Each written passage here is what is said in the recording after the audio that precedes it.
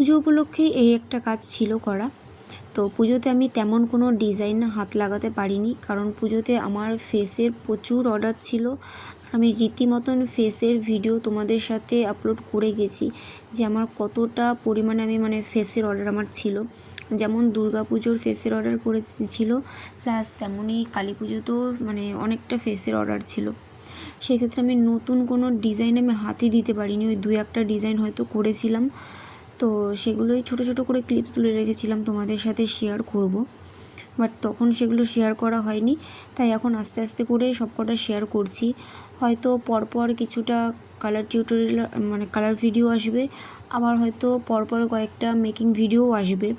তো প্লিজ পরপর আমি কালার ভিডিও বা পরপরই আমি মেকিং দিচ্ছি বলে কেউ কিছু মনে করো না, কারণ আমি যেটা হাতের সামনে পাচ্ছি আমি সেটাই এডিট করে তোমাদের সাথে শেয়ার করে দিচ্ছি। তো তেমনই ছোট্টর মধ্যে একটা কাজ, এটা একটা রোজের একটা ছিল। তো এইরকম বেসটা যেটা দেখতে পাচ্ছ পেছনে রাউন্ড রাউন্ড করা, এই বেসের উপর আমি একটা কাঠগোলাপ করেছিলাম। তো তারপরে এই বেসটার উপরেই যে কাঠগোলাপটা নিয়েছিল তারই অর্ডার ছিল একটা রোজের মধ্যে করে দিতে।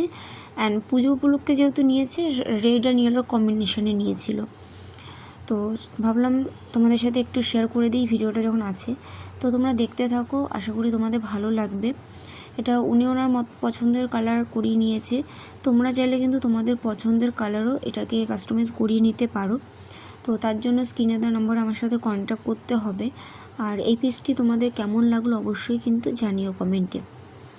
যেখানে বেসটা আমি রেড রেখেছি না, সেখানে আমি পরে হোয়াইট দিয়ে একটা স্মোকি একটা ব্যাপারও নিয়ে এসেছি।